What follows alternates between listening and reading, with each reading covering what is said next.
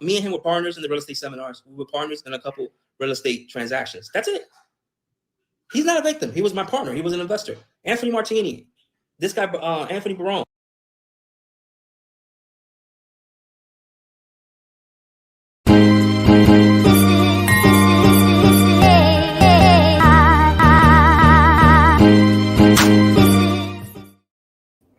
Hi everyone, how are y'all? Happy Wednesday. Hopefully that full clip played. I didn't have the captions on, so if it didn't, we'll play it again. Essentially, the clip said, he was my partner, he was an investor, he was not a victim. And we're going to get into who he is and what we're speaking about. So let me go ahead and put our agenda up here on the TV. Well, on the screen. As you can see, we haven't done a YouTube live stream in a couple of weeks for a couple different reasons, which we'll get into in a minute. But how are y'all doing? How's y'all's week going? All right. I see everyone, the notifications on. Wonderful. I appreciate y'all so much. So we are going to be talking about Cesar Pena and DJ Envy. And hold on. The hair was even. That's the only problem with doing the hair like this. Then it's uneven. One side is higher than the other one. Vanity. Vanity will get you every time. So we're going to do a little real estate Rico, as the kids are calling it. And by the kids, I mean Rick Ross. It was catchy. It was a catchy phrase from a man, who's wildly problematic himself. Very interesting. This is technically a part 2.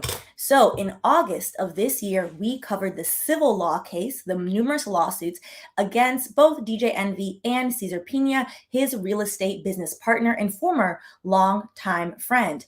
Today, we are talking about the feds. We're talking about criminal charges, which this is the only criminal charges we ever cover are scams. We rarely will cover anything else. Also, hold on, let me make sure the audio was not hooked up. Okay, the audio is hooked up now. I was like, something is off. And now we're in it. All right, so we're going to get into the allegations, the alleged crime of what happens when you scam the community that you have propped up and stated, this is going to really bother the shit out of me. Sorry. The community that you have propped up and stated that you are here to help, which anytime someone combines the words generational wealth, seminar, and buying back the block, 9 times out of 10, they're trying to scam you out of your hard-earned pennies. Truthfully. Oh my God. Okay. You know what? I have to let this go. It is what it is. It is what it is. All right. So here is our agenda. A little bit of a refresher if you don't remember the case from way back when in August, which is understandable. We're almost in November now. So refresher on the civil case. We're going to be talking about the actual criminal law case today. Then we're going to make some calls collectively and do some collective good together. And then we're going to get into the indictment. And then last but not least, whether or not DJ Envy is cooperating with the feds and if that cooperation is going to save him from his own federal charges. And based on the statute, I think, unless he already signed that immunity deal, it's going to be a little tight for him. So, according to the kids, what is real estate Rico? Now, if you haven't watched part 1, part 1 is available. You can watch that live stream where we discussed specifically at the time, there were about 15 to 18 civil lawsuits against both DJ Envy and his long-term business partner, Cesar Pena. So we're going to play a little clip from that video as a quick refresher.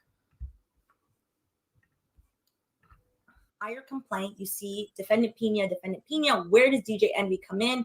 And the reason why he's being roped into this is the allegation, again, is that without DJ Envy's celebrity and without him being so well known from being on the Breakfast Club, Pena would not have been able to get here and been able to pull off this level of foolishness. So defendant Pena's website describes Casey, that's DJ Envy, as his business partner. Casey has also frequently referred to Pena as his business partner in social media posts. It should be known those posts ain't there no more. Those posts are very much removed. They are very much somewhere that is not. All right. So in part 1, I did some math for y'all, which y'all know math is not my ministry, but money is. And doing math, That shows how much I care.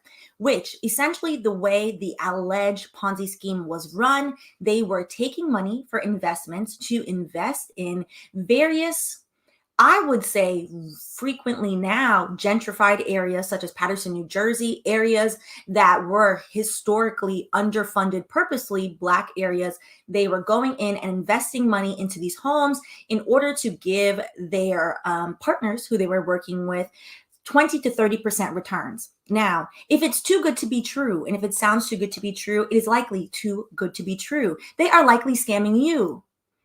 I was going to continue that rhyme, but we don't have the time. So essentially what happened, and we're going to get into the criminal case because the charges mirror the civil charges as well, is they would take money and invest it into one property. But instead of just saying like, hey, I took Stephanie's investment money, I invested it into this house. The house was a fixer-upper.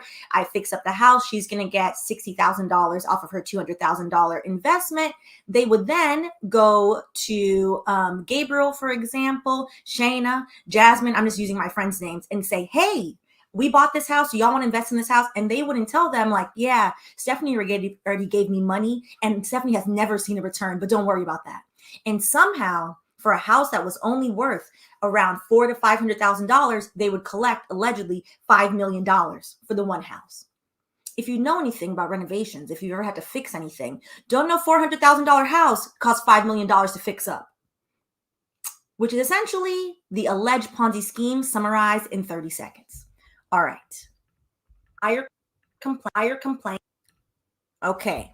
So as social media is a funny place, even though a lot of the documentation of the fact that they've been running these real estate seminars for years, since 2019, and in some cases, Cesar Pena has been running this quote unquote business since 2017, there is still some evidence online. So these are their own flyers. As you can see here, you have their faces matched together. That's how close they were in this business partnership right here in this Orlando real estate seminar. Then you have a Market Mondays and you see DJ Envy in the corner.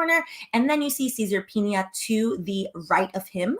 And it says in the flyer, DJ Envy and Cesar Pena. They are often booked as a package deal. They also went numerous times onto DJ Envy's place of business, which is the Breakfast Club, and advertise their business to their, I would say, likely hundreds of thousands. And if we're counting that the Breakfast Club is technically a video podcast on YouTube, millions of followers that, yes, this is a legitimate business and you too should give me your hard-earned pennies. So as you can see, they're side by side, which is against the allegation now from DJ Envy's lawyer that DJ Envy is now a victim, that he invested $500,000 with Cesar Pena and he has not seen a red cent of it, which is contradictory and very interesting to the words out of DJ Envy's own mouth on the Breakfast Club, as well as various places around the internet, that Cesar Pena is a great real estate investor, that he's seen returns, that this is his business partner, and this is his longtime friend. Fascinating. So before we get into the indictment, we're going to go through the indictment. It's only 6 pages. I have a favor to ask y'all. There is currently, and I'm going to talk around this because the last time, 2 weeks ago, that I posted a video on this, the video got age restricted. And, you know, unfortunately, the corporations that be are trying to censor people. So in the Middle East, in a tiny country of indigenous people called Palestine, there is currently, unfortunately, they are undergoing an ethnic cleansing as decided by and defined by human rights lawyers. So right now we're going to take 2 seconds and y'all, if you can, call your rep. You're already sitting here. You're already listening to me anyway. We will take a second out of this and you don't even have to find the number. I have a link for you. So hold on 1 second and let me send y'all the link. Because our government is funding it with our taxpayer money, and that's not right. So you can use this link from Jewish Voices for Peace. Jewish Voices for Peace is an anti-Zionist Jewish network of Jewish people that do not believe in the current occupation of Palestinian people, and they are doing their best to stop what is currently going on. So if you use that link that I put in the chat, that link will take you to the website. On the website, you fill out information. It will first have you sign your name to a list a petition calling for our president, Joseph Robinette Biden, to call for a ceasefire and stop the foolishness and stop. I'm trying to talk around this because I'm like, if the algorithm catches me, I'm going to be so bad. To stop Joseph. The second after you sign that, it will then, you just have to put in your zip code. It will then tell you who your rep is. All you do is press call now. It will give you a script. It will then call you. It will call your phone for you. You just listen to what they have to say. It takes 2 seconds. You press star. It will then patch you through to your representative. All you have to do is say, hey, rep, this is Stephanie from so-and-so neighborhood. No offense to y'all. I don't want y'all to know where I live. From so-and-so neighborhood, I called earlier. And I am calling to urge you to join with Representative Cori Bush and Ilhan Omar and call for a ceasefire currently right now, which would be step 1 of a decolonization process. So y'all go ahead and call. We're going to take a second, and I'm going to read this quote from Raji Sourani, which y'all can see that on the side. I think if you even say the word that the algorithm is trying to catch you, but that's all right. I'm happy to go and argue with them again because I've been arguing with them for 2 weeks. I'm very proud to be Palestinian. I'm very proud that we are not good victims for the criminals. Why should we be good victims for criminals who do war crimes in the daylight in front of the whole world when the world is watching? I cannot be a good victim for the Israeli criminal occupation in the Sixth War, launched against us after a blockade of 16 years and after an occupation of 55 years. From Raji Sourani. Sorry. And again, that link is from JVP, Jewish Voices for Peace, and their organization for many years has been working for the decolonization of Palestinian people. So shout out to all the people doing the hard work, risking being ostracized, from their family and friends to do the right thing. So the least we can do is call. So let me send the link again in case you're just joining in and you didn't see the link. Call. All you have to do is fill out the link. It will then call you. It will then put you through to your rep. It's 5:27 p.m. Because our reps are a bunch of bums, to be honest, they're probably already left. So you can leave them a voicemail. Leave them a voicemail for 2 seconds and go ahead and do that. All right? Wonderful. So y'all go ahead and do that. And we are going to go ahead and go. We are going to go ahead and get back to it. Also, if y'all don't like what I'm saying right now, this is probably not the place for you. I'm going to be 100% honest. I'm going to be honest with that. As a colonized person myself, Jamaica freedom didn't happen on its own. So with that, y'all let me know when y'all have called and then we'll continue. Yes. Thank you. I appreciate y'all. Okay. Also, I hope y'all are drinking wine. I have water today. Okay. All right. It took me 2 minutes to do earlier. I'm going to call again, of course. There's no mute button. I tried this one time when I was trying to have a conversation during a live. There's no mute button. So respectfully, since I don't want people to know where I live, I do think it's more impactful. When I called earlier, I did tell the rep, hi, I'm Stephanie. I live in so-and-so neighborhood. So they know, like, listen, fool, I'm the one who put you here and I will happily vote for somebody else. I think that's more impactful. And then you tell them, hey, I'm just calling to remind you that those are people too. And I don't want my taxpayer money going towards that. So let's have a ceasefire. All right. Take 2 seconds out of your day. All right. I appreciate y'all. And let's go. I think 2 minutes passed. So hopefully by now you have called. And I'm going to put the link in here a few times. All right. So let's get into the indictment. Okay. Now, this is from the United States Attorney's Office. One of the things that I detest and I resent is because I find scammers to be such fascinating people who generally like to do the wrong thing, unfortunately. When they scam their own, when scammers scam their own, the only other way to then punish the scammer, because we live in the system in the United States, is to then seemingly side with the DOJ. And that is a place I have no interest in siding with. However, that is currently, under this current system, how you get some type of recompense for the actual victims. The government has to step in and get the money. All right. So, as alleged in the complaint, Pena exploited celebrity status and social media to develop a devoted following of potential victims. Promising returns that were too good to be true, Pena allegedly defrauded dozens of people of millions of dollars. Our office is committed to protecting the public from these schemes and prosecuting those who lie to investors for their own personal gain. You know what? Every once in a while, they do get it right. And people, particularly that scam the Black community, in my opinion, are some of the lowest forms of people. After people who actively colonize. Because what the hell are you going in and scamming people? They're particularly looking at distressed homes. We talked about this last time. They're not going and saying like, oh, this house went up for sale. This is great. These are the types of, usually these specific real estate scams target particularly and purposely underfunded neighborhoods where they know the homes are in foreclosure. The home is in foreclosure because people can't afford it, because inflation is up the wazoo up in this place. That is why the home is in foreclosure. So then they start calling. They'll harass people, oftentimes these type of schemes. Hey, we noticed your home is in foreclosure. You haven't paid in 90 days. Your home, it's worth $400K. We'll give you $200K. So at least you'll have some cash. You cannot, unfortunately, now buy a house in the tri-state area. Particularly, they were targeting New Jersey for $200K. Maybe many years ago, but not now. So we are going to go through this indictment. Now, the indictment, again, is very short. It's to the point. There's only one actual charge, and that is wire fraud. So the indictment is currently only against Cesar Pena. It is not against DJ Envy, whose last name is Casey. And he's also referenced in the indictment, but not by name, which I thought was very interesting. So this is the only count in the entire claim in the indictment, which is count 1, wire fraud. So the allegation, again, everything is alleged until proven.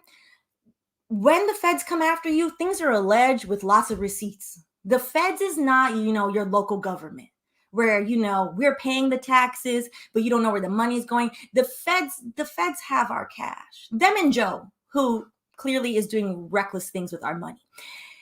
They have plenty of money. So by the time the feds build a case against you, they have been watching you for many years.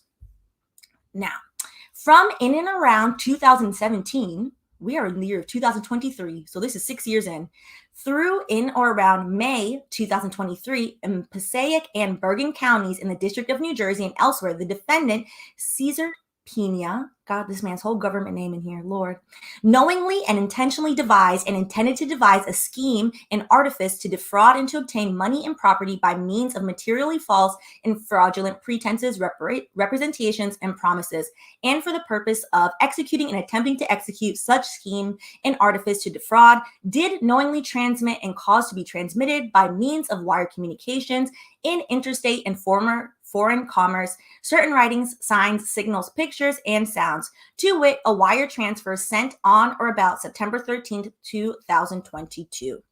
Now, essentially, when you are reading a indictment, whether federal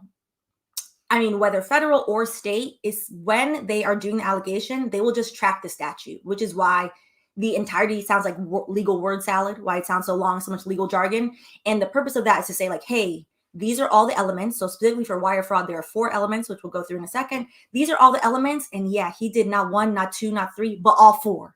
All 4. And this is why we're going after him and sending him to, the slammer, to the chokey, to, where Trenchable said. So the charge of wire fraud carries a maximum penalty of 20 years in prison and a fine of $250,000. His will be significantly higher if convicted, or twice the gross amount of any pecuniary gain that any person derived from the offense, or any pecuniary loss sustained by any victims of the offense, whichever is greatest. Twice the amount of the alleged amount that he scammed these investors out of.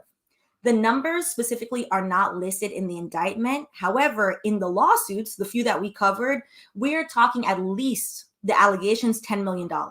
Twice the 10 mil is $20 million. That's a lot of money. That's a lot of alleged houses in Bergen County that apparently did not get sold.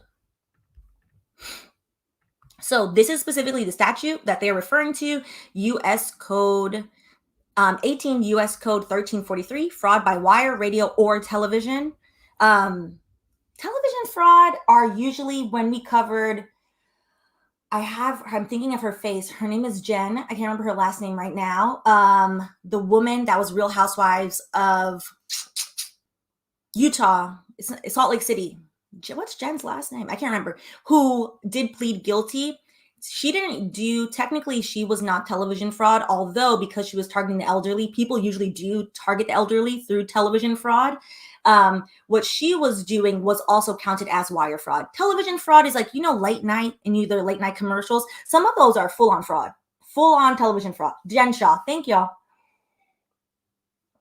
So we're not going to read the whole thing because literally if you are to read it while it's on the screen, it tracks what I just read, which is in the criminal indictment.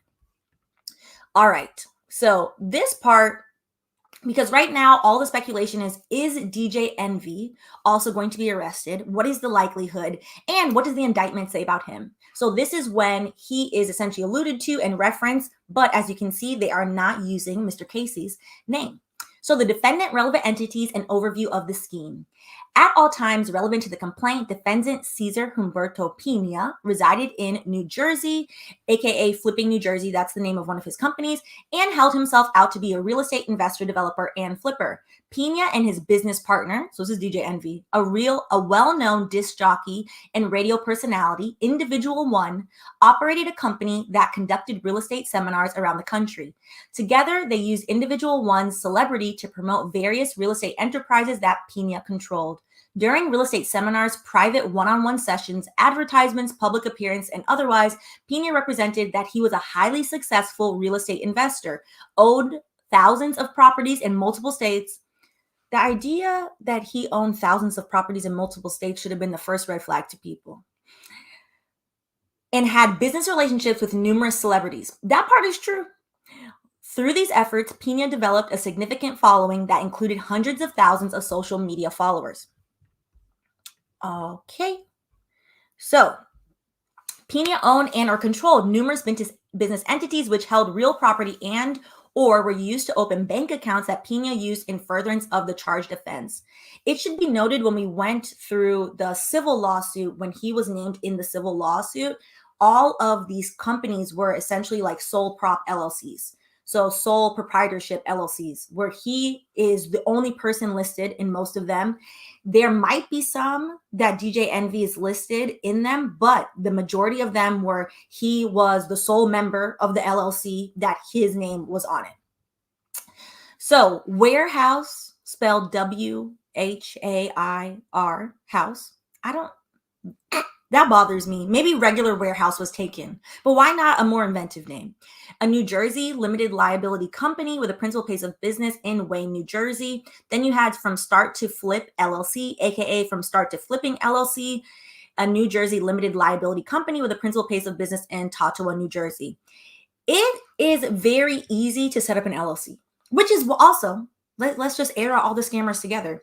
When people go online and they're like, hey, I'll set up your LLC for you for $1,000 and that will save you the time. It doesn't take that much time to set it up yourself. It's not that complicated. It's all pretty much automated these days, particularly if you do it for the state of New York. If you have a lawyer friend to look over it for you to just make sure you didn't mess anything up, sure, but you can pretty much read up on it. There's no need for the most part. Unless you're doing an S Corp or a C Corp, which is a little bit more complicated. Yeah, okay, then go get the accountant to look at it and all of that. But this idea that people are going on LLC Twitter and trying to scam others simply because they can, it's low behavior. It's, in the words of another scammer, it's low vibrational behavior. And scammers love those types of terms. All right. Starting at least in or around 2017, Pena began accepting investments from individual investors, the victims, for the alleged purchase, remodel, and sale. Sorry, I was like, y'all know I can't see. I don't know why I'm sitting all the way back here. Of specific real estate products in New Jersey and other states. Pena generally entered into contracts with the victims that specified, among other things, the purpose of the investment, promised interest payments, and the time frame for repayment. But rather than using the victims' investments as promised, Pena engaged in a Ponzi-like scheme wherein he commingled victims' investment money and new victims' investments to pay off prior investments. So if you watch the original video, we went through a whole timeline of how this would look, math included. Through the schemes, Pena defrauded dozens of victims of millions of dollars. Examples of the manner and means of Pena's scheme are described below. So we'll just go through one. They're all essentially the same thing, so you can see how preposterous this is. So this is one property that was on Manchester Avenue in Paterson, New Jersey, which again, Paterson, New Jersey has for many years been a Black neighborhood. Paterson, New Jersey, as was made aware to me when we talked about this last time, is undergoing rapid and rampant gentrification to push out the people that grew up in Paterson, New Jersey, which is ridiculous. It's very ridiculous. On or about April 4th, 2019, Pena used warehouse, WHAIR, Lord, to purchase a property located on Manchester Avenue in Paterson, New Jersey for approximately $140,000. So just remember the amounts. From in or around July 2019 through in or around April 2023, so this is across the span of 4 years, he bought the house, and for 4 years, he then solicited money allegedly for the same house.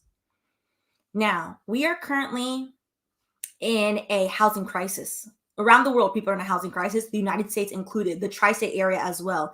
Houses get sold very fast. The idea that this house was sitting there for 4 years is preposterous. It doesn't actually make logical sense because somebody would have actually bought the house if he was selling the house. Pena typically concealed from the victims, among other things, that he had already solicited and received money from other unwitting victims to invest in Property One. As a result, Pena collected more than approximately $5 million from victims as supposed investment capital just for Property One. So $5 million the federal government is alleging for one property. Yeah, that restitution is about to be very expensive. Because the restitution is, again, according to the statute, that he will have to pay if he's convicted, twice the amount of the money he allegedly defrauded. We're already at $5 million. This is Property One. There are multiple properties involved. All right. As a part of his fraud, Pena entered into contracts with each of the victims, and each contract contained similar material representations. For example, one of the victims, Victim 1, signed a contract with Pena in or around October 2022, mind you, for a house that was purchased in 2019, in which Victim 1's company agreed to make a capital contribution of approximately $200,000.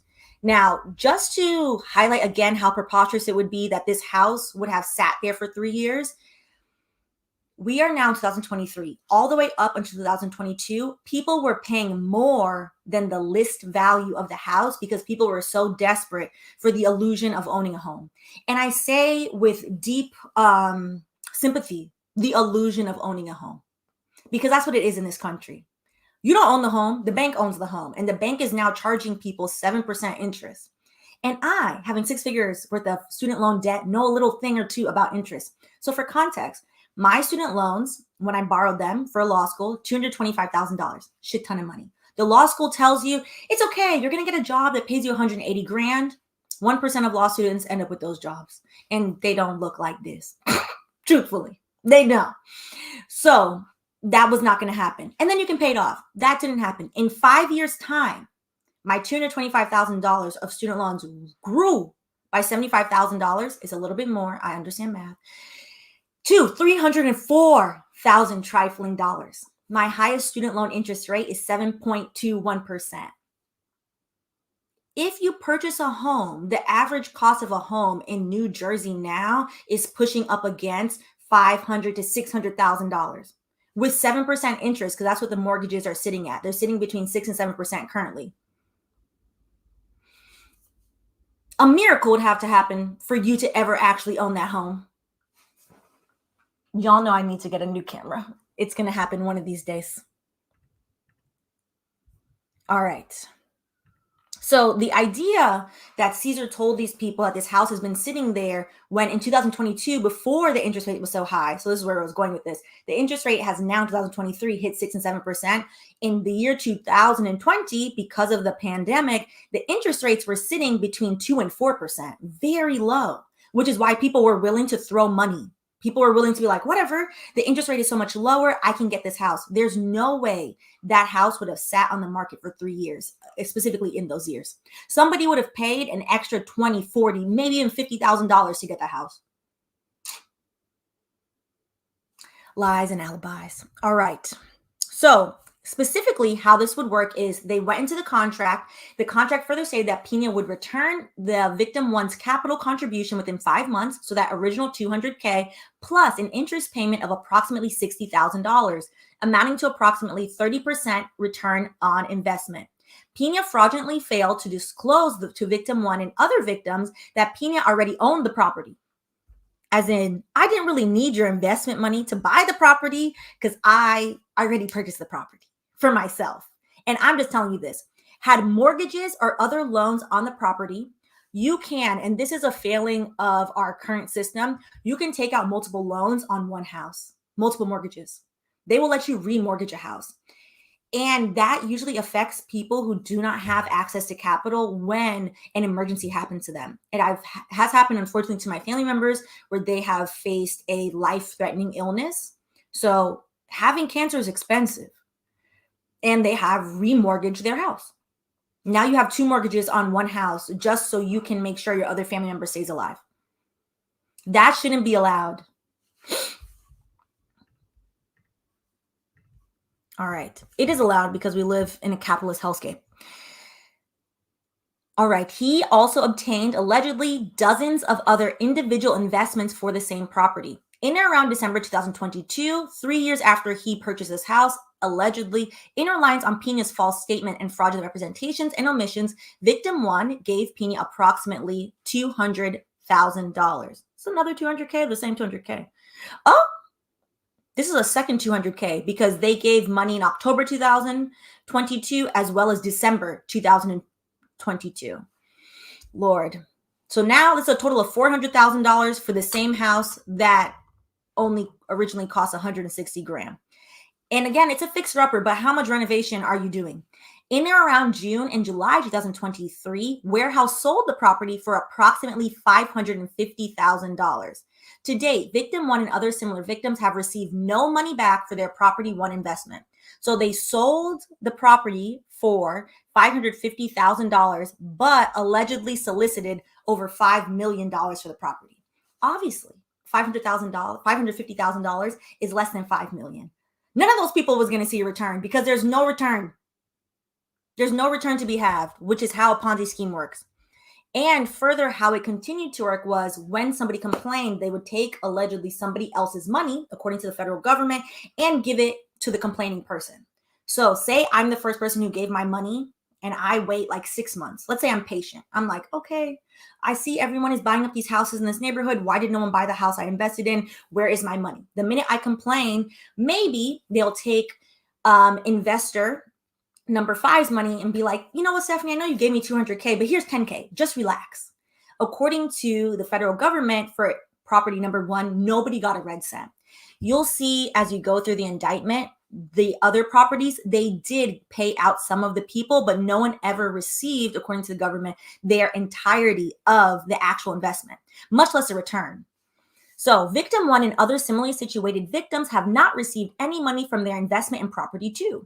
Victim 2 has been repaid only a small portion of her investment, and many of the other victims who invested in property 3 remain unpaid.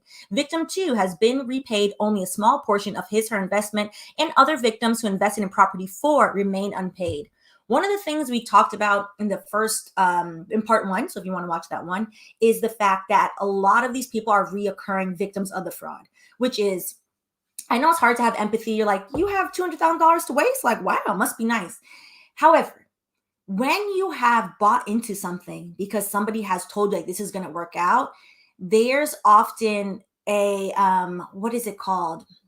There's a saying for it, and I can't remember off the top of my head like what the saying is, but there's a specific term of, instead of realizing like, hey, I made a mistake, I have to get out of this, people will continue to invest in the thing because they're so bought into it. They're like, this has to work.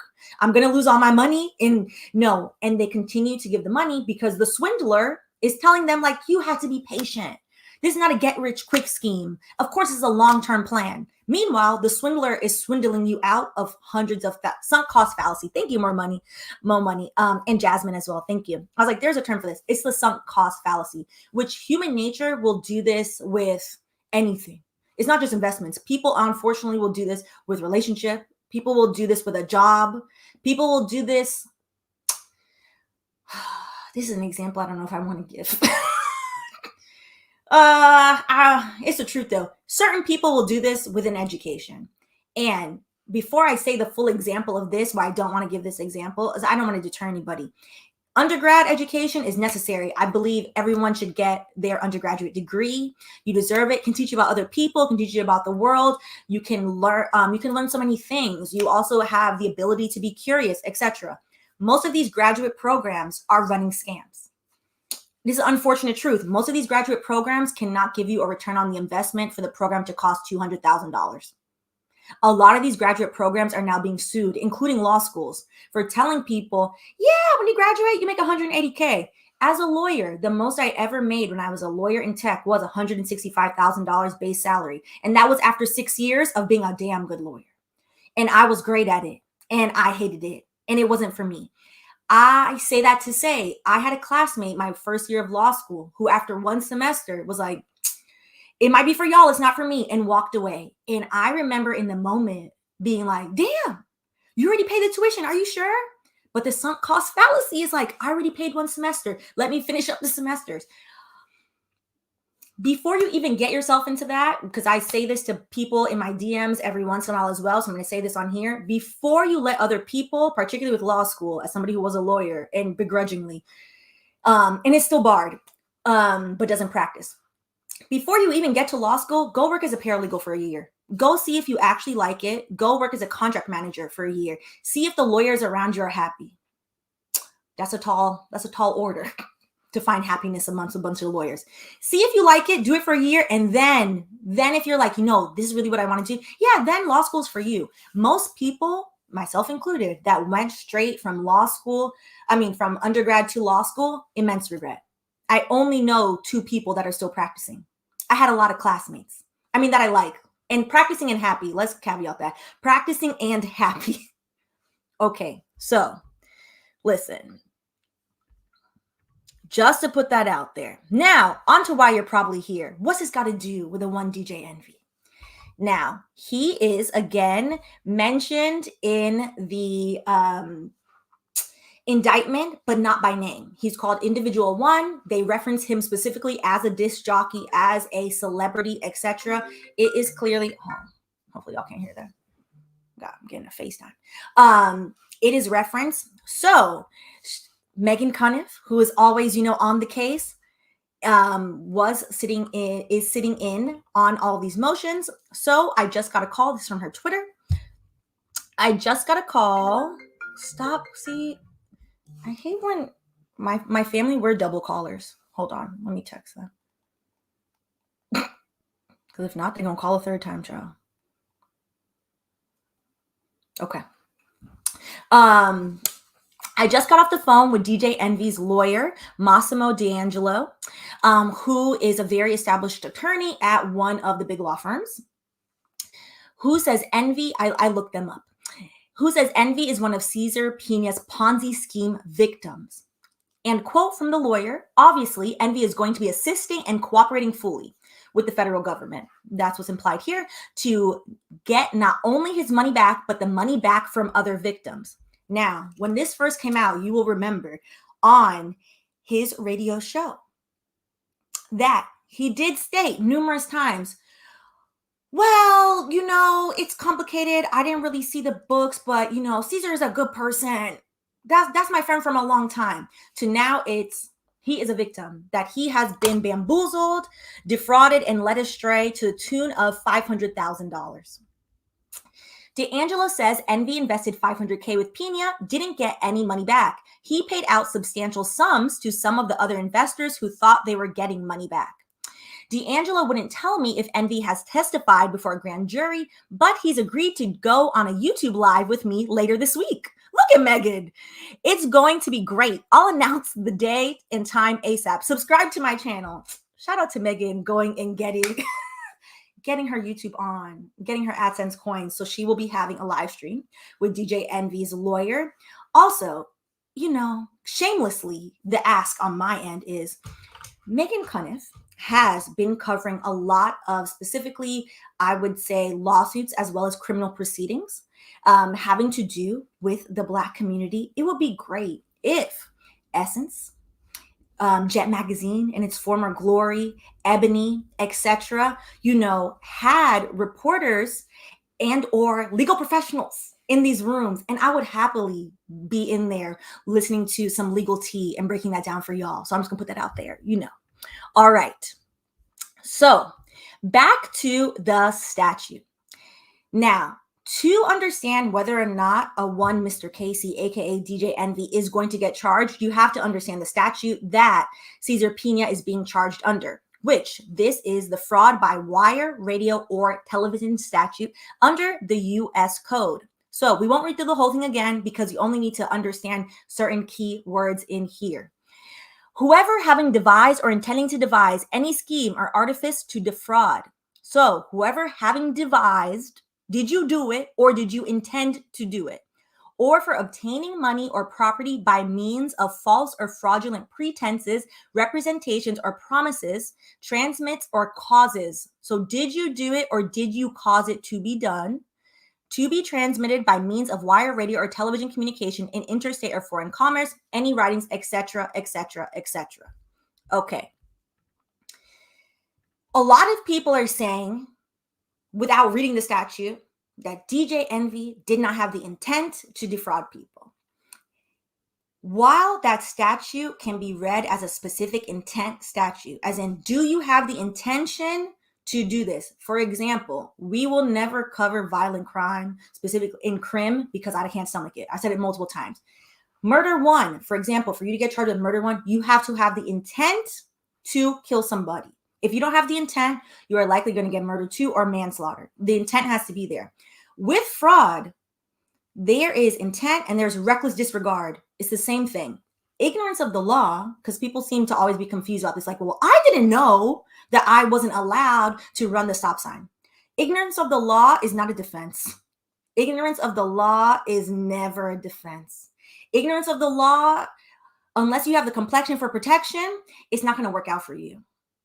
It's not going to do anything for you, really. It is just going to make you look like a bumbling fool. So the specific thing that people are now bringing up, which I think it's kind of ironic that seeking counsel from this person is very interesting, but is there even ignorance of the law in this specific case? As in, I really thought my good friend who handled all the books was doing the right thing, but simultaneously, I gave them $500,000 and I never got my money back. And yet I went to my place of business and stated, hey, everyone, come to my real estate seminar. Me and my good friend, who's my business partner, are, we're going to get you some money. But I've never seen any money. It's very hard at that point to even with a straight face say that you were even ignorant of the law, even though ignorance of the law is not even a defense. So I just want to play this clip, which is very ironic. Got into real estate. I called three people. I called Clue. I called Fabulous. I called Joe Budden. Right? Or Desert Storm family. And I said, hey guys, I'm doing real estate. This is something that I think that, you should invest a little bit of money in, try it out, and that way you can do it. Joe Budden told me it was a Ponzi scheme and I was going to go to jail. Pena's alleged. Yeah. To claim, even if you wanted to put forth that defense of, I did not know, it still would ignore one large glaring fact, which these are the elements of wire fraud, which is even if you didn't have the intent to defraud somebody, there is actually, let's go here, then we'll go back. There is what is called reckless indifference, which is, you know what? I know my friend has previously been convicted for a little funny money, and I know my other friend told me I should look into it. And I know that I'm going on here and telling these people that this is a safe way to invest their money. I'm just going to go forward. That is a textbook definition of, I didn't check everything and I'm kind of indifferent to what happens, but I got my money. Reckless indifference is very easy to prove because all you have to show is A through Z. These are all the things I did, and common sense would have led me to believe that, yeah, maybe a crime was happening, maybe. And I just turned my face. I just turned my face and was like, that's none of my business though. That's none of my business. So let's go through the specific elements of wire fraud. Okay. Elements of wire fraud, there are 4. The defendant was part of a scheme to defraud another person, such as obtaining money or something else of value through false pretenses. That's very easy to show. In my opinion, the civil cases show that. The defendant acted knowingly or with the intent to defraud. Did you know that you wanted to take this person's money and that maybe you couldn't give it back? Also pretty easy to show. The defendant made false representations that were material to the scheme to defraud. Not telling somebody that a $140,000 house that you bought and then sold for $500,000, you solicited $5 million of investment for? Yes. Yes. An intent to defraud is definitely there. And then last but not least, the defendant transmitted a material representation by wire, radio, or television communications in interstate or foreign commerce. I mean, at this point, numerous advertisements and interviews of Cesar Pena done by DJ Envy on The Breakfast Club are going to be shown in court. I mean, ciao. All right. So this is from the law office of Robert Helfand. A lot of lawyers will put out blogs in which they show their understanding of the law because they're trying to also solicit clients. And from this blog specifically stated the element of specific intent to commit fraud. So they are describing and going through like, okay, what does specific intent mean? It ensures that you cannot accidentally commit wire fraud. However, it is possible to lack specific intent and still be guilty of wire fraud through what is called reckless indifference. For example, if you wrote in an email to potential investors that your product was the 50% more effective than the competitor as a means to secure their financial support without having any factual evidence to support the claim, you may be guilty of wire fraud for having shown a reckless indifference to the truth, regardless of the fact that you did not necessarily lie either.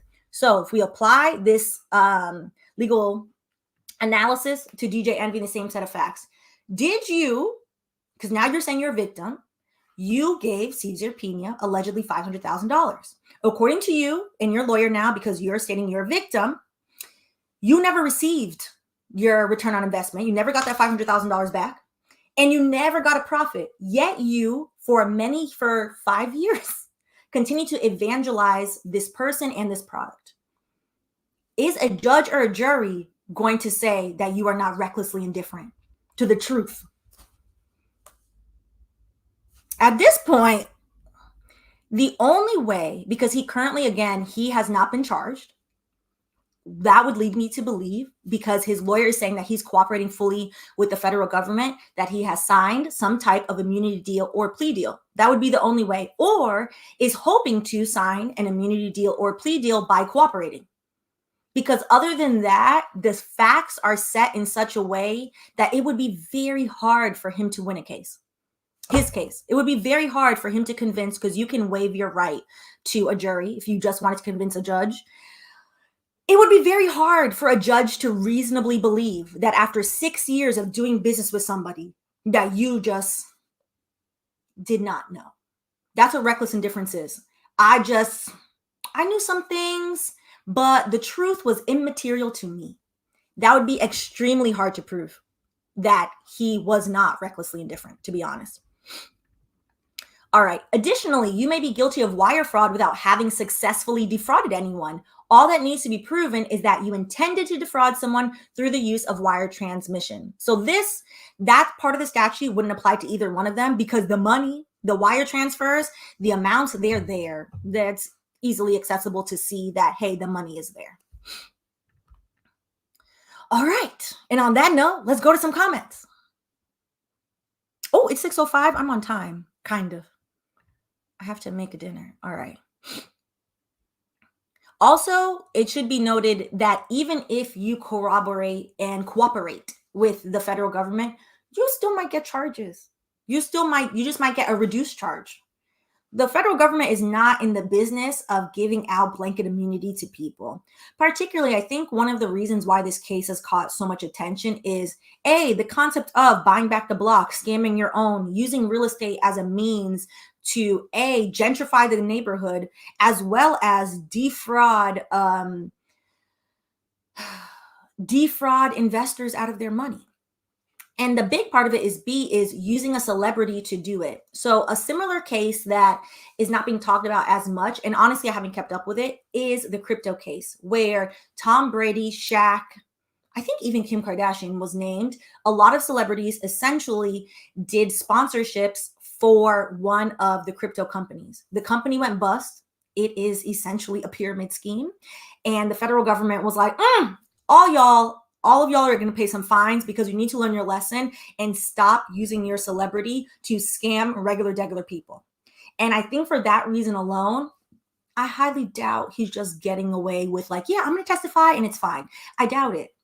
Because we have a culture where, for better or worse, if you have an affinity towards somebody and they tell you like, hey, I use this product is great, you are more likely to be influenced to buy it. That's the whole concept of influencing. That has led to very negative effects if we're talking about just social media influencers in general, where that's why people are selling flat tummy tea. It don't work. It's not real. But yet your favorite influencer is doing it, and now next thing you know, you wasted $30 of your dollars. Okay, let's go into some comments for like 2 minutes and then we're going to run. GG, reckless indifference. I like that term. We'll be using it to describe my behaviors when I'm acting up. I mean, that is a good application. Okay, we're not going to go all the way up, but we're going to go half up. So I was seeing on the side a little bit.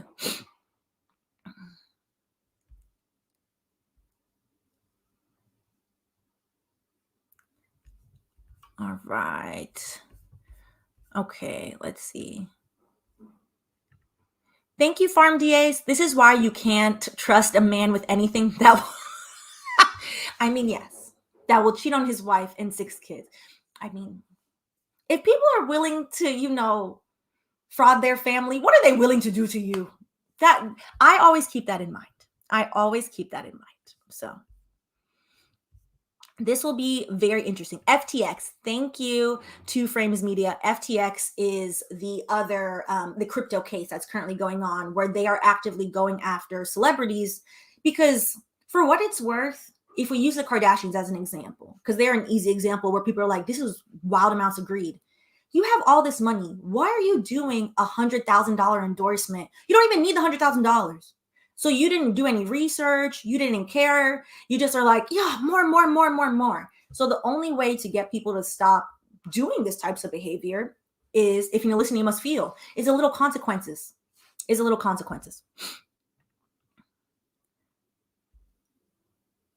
All right. So on that note, I appreciate y'all. We are, I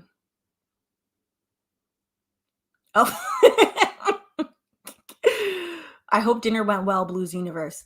We are going to see what happens with this. And then if necessary, we'll do a part 3. If he is indicted, the indictment will look exactly the same. So I don't know if it will really necessitate a part 3, but if y'all want it, if that happens, I do think people should be very wary of anybody. Again, if we just end on this part, anybody who's trying to tell you, yes, invest with me so you can have generational wealth and buy back the block. They're buzzwords. They're buzzwords for mostly scamming people. They're buzzwords. So that's all. That's all. I'll end on that note. I appreciate y'all. I hope y'all have a lovely weekend. It's Halloween. Be safe. There's also lots of protests going on. So if you attend one, be safe. Wear a mask. Cover your face. Put a hat on. Because people are out here doxing people and acting a plum fool. So on that note, I appreciate y'all, and I will catch y'all next week. Yeah. And then Patreon, shout out to Patreon. I appreciate all of you. Thank you so much for all of your support. We will be doing probably a Patreon video tomorrow. All right. Catch y'all later. Bye.